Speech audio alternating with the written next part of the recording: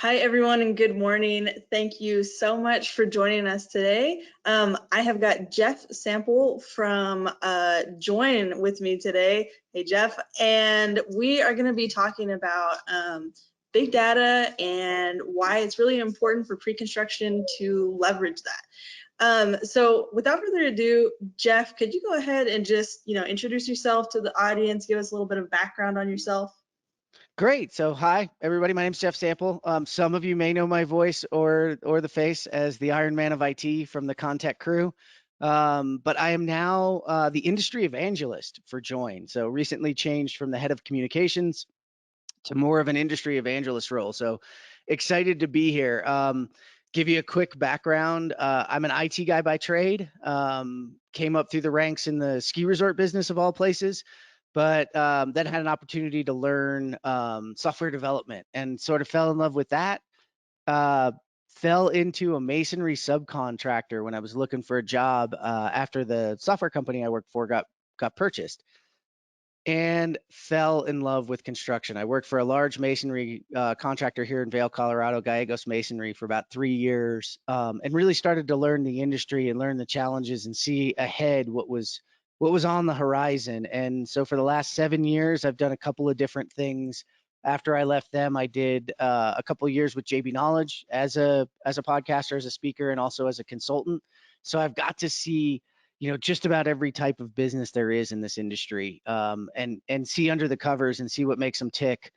But what has never changed is every one of those crafts people loves this business. There's something about construction and impacting the built environment. It doesn't matter really where you are in the value chain. If you're a supplier, if you're a general, if you're an owner, if you're a trade, if you're a software provider, it touches your soul when you build things here. So I fell in love with it. I did a couple different software companies. I joined here at Join about a year ago now. I can't believe we're coming up on a year. But I've been here, I think it's about 10 months, and it's been a fantastic opportunity to really get into pre-construction. Most of my experiences were in the field or, in the general contractor's office, but I always had this intriguing look into wanting to break into pre-construction. So excited that I found my way over here. Absolutely. And Jeff, what an incredible story from ski resort to construction to pre-con. I love it. So let's just jump right in. We're here today talking about big data. Most of our audience is fairly familiar with that concept, but can you maybe, go a little bit more in depth about what we should be visualizing, what we should be thinking of when we hear big data? And then kind of on top of that, can you maybe talk about some of the biggest concerns and challenges that the phenomenon of big data and pre-con presents? That's a lot in a question. And I'm going to challenge back a little bit that I think we haven't really defined data that well. Especially we throw around the term big data a lot. You hear it in every industry. It's not just construction that does this. It's really every industry does it. But particularly in construction, it's become a focus. Data has become this focus, and we talk about big data. So it's easier for me to define what big data isn't. Big data is not your ERP system, right? Big data is not your project management system, right? It's not even really your BIM. But if you combine them all, you're starting to get close. So I think really thinking about big data is gigantic amounts that consume not only things from your ERP system, your estimating system, your photos, your project management, your BIM, your drones, from all of those places starting to aggregate together, that becomes big data. And so when you visualize it, I want you to think of an amalgamation of all of the data that you have and others have, right? It really becomes true big data unless you're one of the top 10. If you're one of the top 10 and you've been doing this for 10 years, yeah, you're probably pretty close to big data. But if you're not, it's when yours data starts to combine with others' data. It's when someone like I mean, I'll use a Procore, for instance. If they start aggregating the information that they have across all of their customers, albeit they do it, remove all identifying information and start to look at all that, that's big data. Big data are these lakes of information that are being built, things that are being built by IoT sensors. So if you're running IoT smart buildings, yeah, you're probably hitting into big data. So that's sort of what I want you to think about when you hear about it. But that doesn't minimize the data that you have. So just because you don't necessarily have big data, you have important data. And my biggest concerns and challenges that data itself brings is data is not a verb. And I have to give credit. I've been talking to a friend, Rick Gallion, quite a bit about the troubles with data ahead.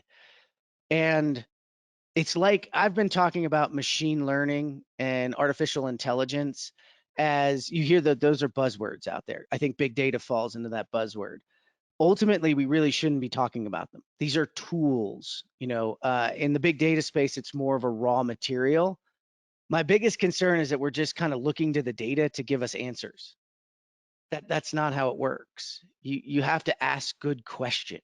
You have to have good ideas that then you can use data to validate or invalidate. Something that we hear a lot in the industry, especially in pre-construction, right? Because we're conceptually thinking through things, and the people listening, you have so much experience, and you're drawing on that experience, but it's still pretty much a gut feeling unless you're starting to aggregate that data and say use the information in your estimating systems, but then aggregating it together with your project management systems and then your cost systems to really draw a golden thread between them.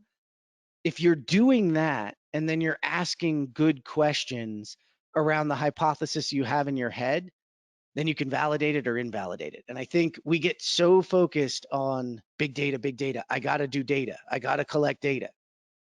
It's not information, right? Asking the question and processing it and verifying, that's the real challenge. That's the real concern I have, is that we're going to look to the data to tell us something, and machines don't do that, guys. It's just not how it works.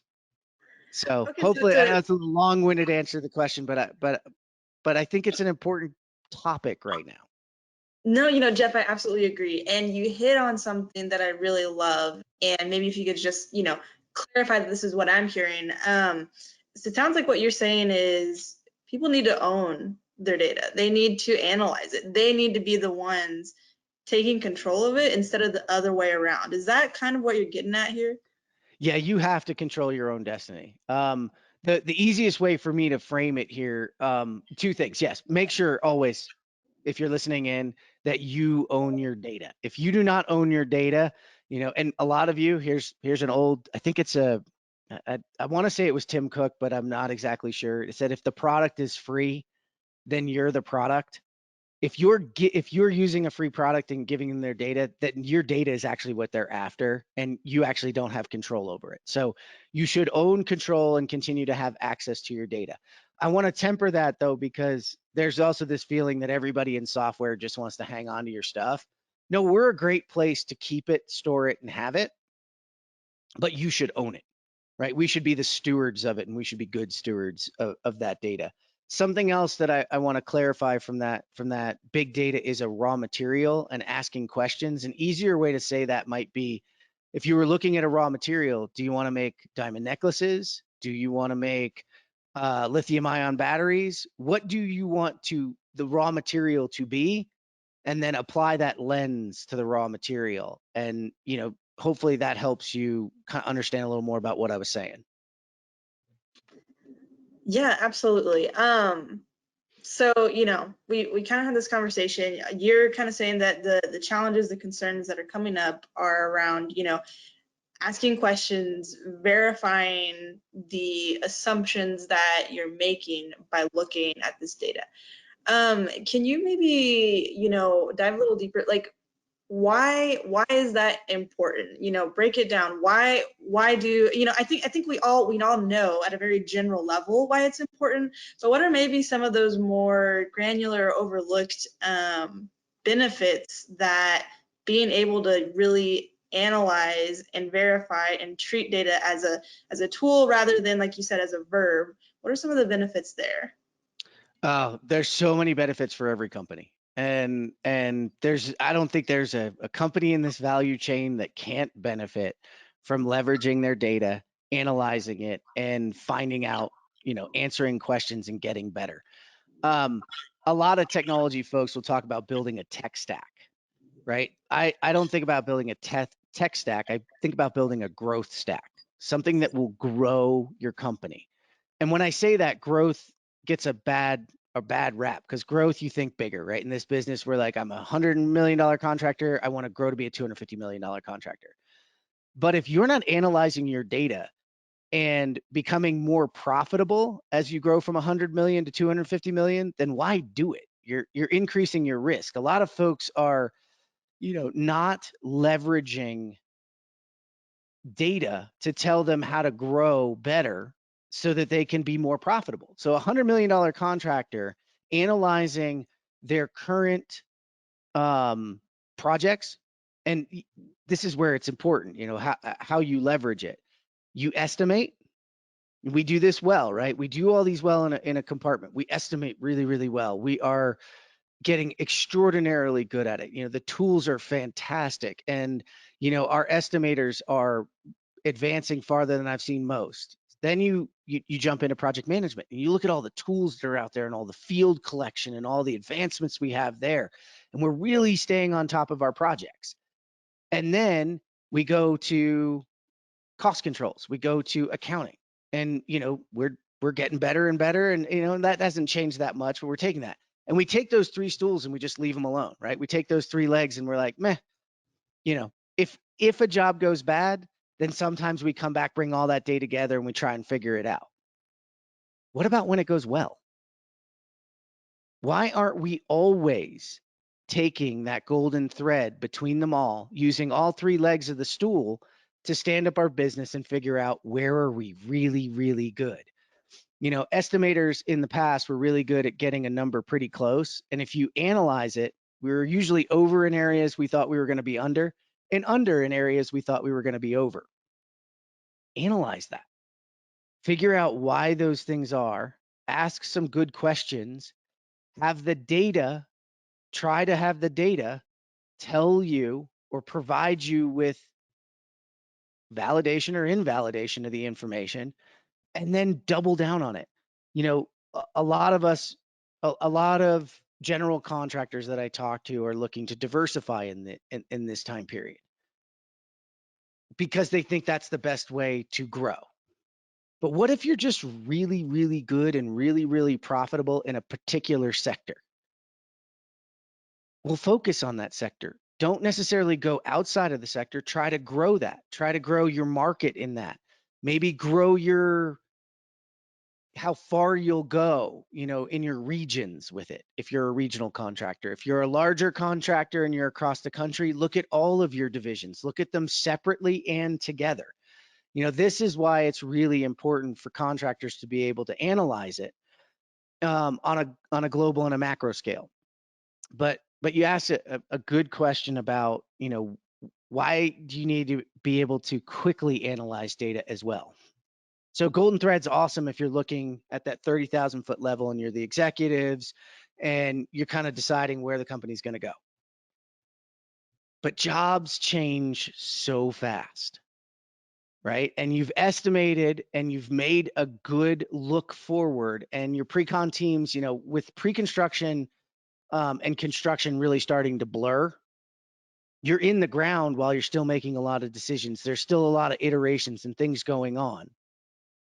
In all of that new, fast moving, I call it volatile environment, you need to be able to analyze the information you're getting back from your field, from your designers, from your owners, and from your estimates to quickly signal if something's going to go bad, right? A lot of you have it in your heads right now It's like a spidey sense. But we need to get that spidey sense out and get data to back it up so that we can get ahead. Most companies, say you're doing 10 projects, 8 projects are going great. It's 2 that are going to go off the rails. And there are early predictive indicators that can tell you that's going to happen, and you can focus your teams and stop the bleeding and stop it early. And that's all of your profits. Those 2 jobs, and we talked at Join here early on, we talked to a contractor that really said, those 2 jobs out of 10 are what suck most of our profits and can kill our company. And that's what we're always focused on. And so you should be always focused on it, but we're usually doing it in hindsight or a week, 2 weeks, 3 weeks too late. But if you can analyze the data and predict these things and look for those leading indicators, you'll be able to get ahead on them. Jeff, fantastic response. And I really love what you talked about, focusing on the positive, not just the negative, focusing on getting ahead, focusing on doing more of what you do best. But I'd want to take a quick step back. And you talked a little bit about, asking good questions. Now, I know it's going to be different for every situation, right? But could you maybe give us, some kind of generic examples of some really excellent questions you've seen some contractors ask? Ooh, that's a good one. So what are some of the good questions? Well, since we're talking to pre-construction teams, we're talking to estimators here. A lot of the good questions are we estimating and coding projects in such a way that when we deliver, we can actually look back and are we doing well? How are we doing on each of our different scopes in each of our, if you're a general contractor, each of our different trades. So this changes a little bit depending on where you are. So general contractors are using a lot of their knowledge, but they're also using information from their trade contractors. So one good question is, are these our really best partners? Are these trade contractors the ones that we are the most successful with? I used to hear this in morning meetings a lot. I feel like I'm a feelings guy. I like to feel good about things, but I need to be informed by data. So a good question is, are these my best partners? And over an aggregate amount of time, how do the jobs that I do, that we do as a company, perform with this particular set of trade contractors? Another one would be from an estimating perspective for trade contractors is looking back at, hey, as a trade contractor, when I estimate these scopes out, how am I tracking and doing on each individual scope? And am I actually achieving the margins and the results within a relative number and doing well? Some other a little bit more general questions might be, what are the key indicators or the commonalities between jobs in our organization that go poorly or that go well? So I know that seems to be a real general question, but specifically it's about more. It's my hypothesis that every time we get on a job that has these particular factors, say, it's particularly rural, so mobilization's difficult, that we run into a set of delays that overall impacts the job. If I feel that way, then I have to take all my historical data around it and I have to analyze it and look to see, am I correct? And then can I use that information that I've gotten to help inform a better decision going into the next job? It doesn't say just don't do those jobs. It's what can we do and have we done to improve those jobs? Yeah, absolutely. Jeff, again, I really like that train of thinking. Like you said, what can we do differently earlier ahead of time? How do we take actions so that we're not even in that situation where we have, you know, a bad job? Kind of going along with that, and I think you've definitely touched on a few things, but how can companies, you know, today, right now, start tackling the obstacle of big data, of analyzing it, of leveraging it? What are some baby steps that they Mm. can right now, yeah, to just start heading in the right direction? So first and foremost, it's a cultural shift. So the organization itself has to understand that data is their future. It's a raw material for them to drive and inform their businesses. And at a leadership level and all the way down, there has to be a cultural shift to that. I was reading a book recently called Play Bigger. And one of the quotes in the book from a different author was, you know, every company these days is a technology company. If you believe that you're a construction company, you're wrong. You're a technology company that does construction because it is the future. Just about everything we do, we're leveraging that. So it's about having a cultural shift and a conversation, and then understanding what creating true data is versus digital paper. Far too many companies, and this goes, you know, it's not the top E&R folks that have this problem.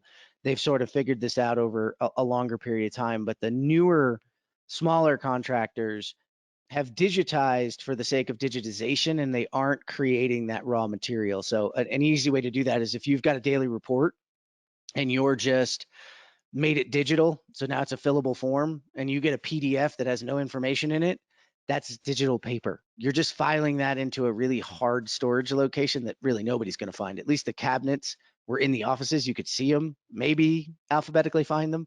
Good luck if somebody slides in the wrong folder in the wrong place in your little storage bin. But so shifting from that, right? And this is for the smaller, make sure you're creating the data, right? And capturing it. And you know, you hit this earlier, you're owning it.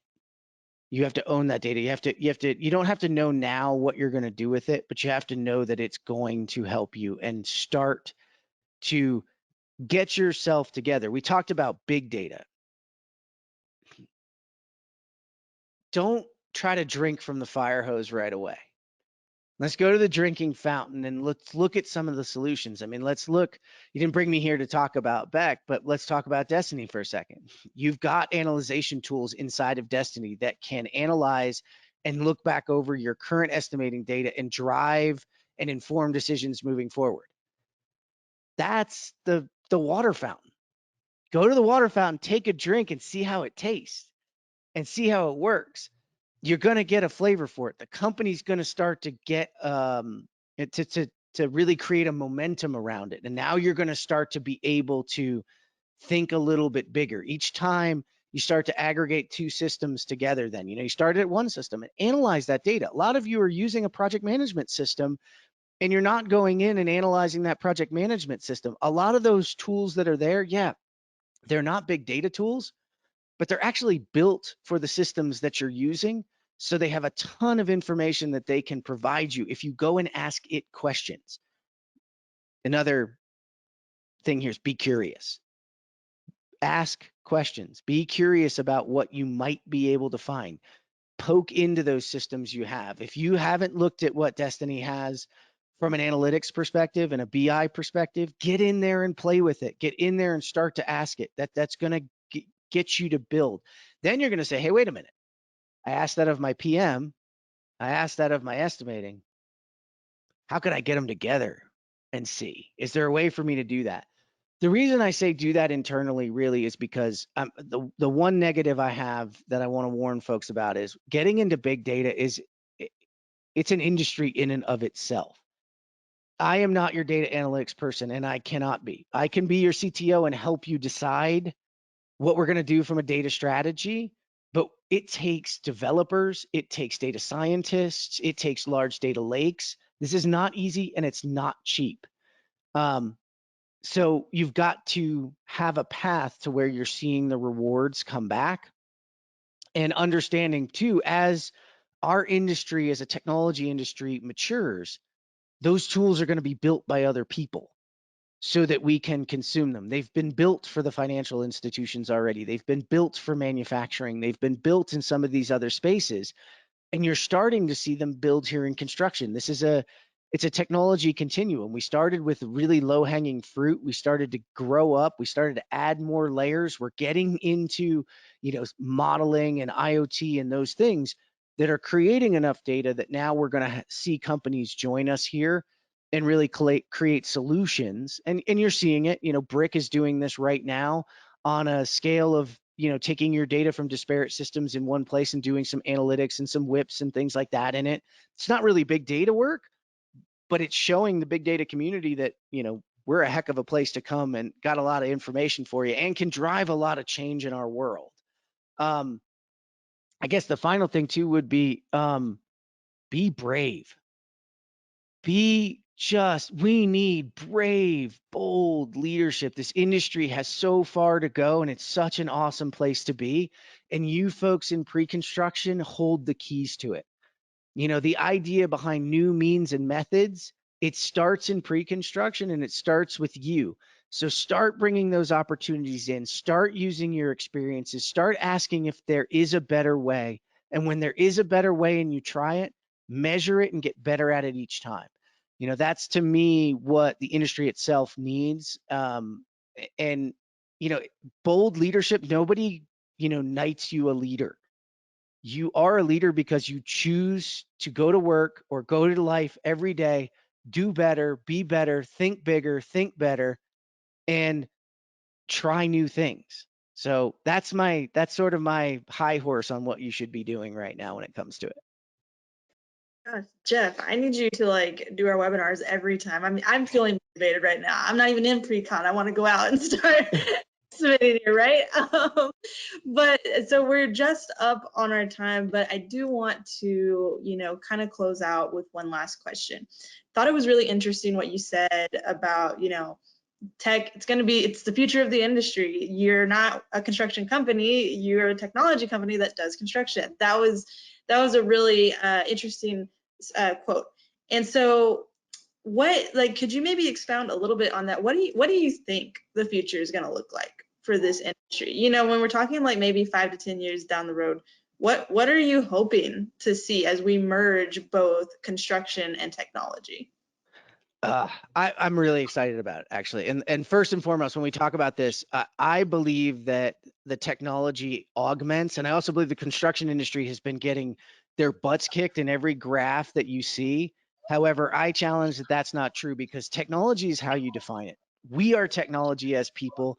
Our tools that we use in the field are technology, and we do not build like we did in the 1900s. And we build incredible facilities with far new technology when it comes to our cranes, our backhoes, all of the equipment that we use, the way we pour concrete, the way we do these things. That's all technology in and of itself. And it's about augmenting people. You continually hear about we have a decreasing amount of labor and a labor shortage. We're not going to overcome that by just creating more people. It's just not going to happen, right? We're going to augment those people and make them more effective. Machines do great things for us, but they don't make decisions for us. They don't have what we have. They don't have the creativity that we have. We just need to leverage them. So I think in the next 5 to 10 years, I talk about this on stage a lot. The fourth industrial revolution is being televised from a job site near you. And the fifth industrial revolution is when robots and humans start to work together. And I mean that from a robotic process automation, which is the technology, and also physical robots. I think our job sites are going to look, and you hear this from Autodesk and others quite frequently around the industrialization of construction. I think construction will become more of a manufacturing based kit of parts put together by fewer people, but with a higher quality and far more reliability and predictability around what we do. And I think it's going to get fantastic. It's not like buildings and facilities and the built world that we have is going to get less intriguing. I think the pandemic has showed us we need to rethink the environments in which we live and who gets to do that. but construction. I love that, Jeff. Really incredible when you think about it. And you're right, it is going to be so exciting to see all of the changes coming out over these next several years. Well, with that, everyone, I want to thank you again for joining us today. Jeff, thanks so much for agreeing to chat. This was an amazing conversation. To those of you online, I do want to let you know you'll be receiving a recording of this later today. And additionally, please don't forget to sign up for our August 11th webinar with Ryan Myers from PERIC. We're going to be talking about how IT impacts your software evaluation and their role in that. So make sure that you don't miss that.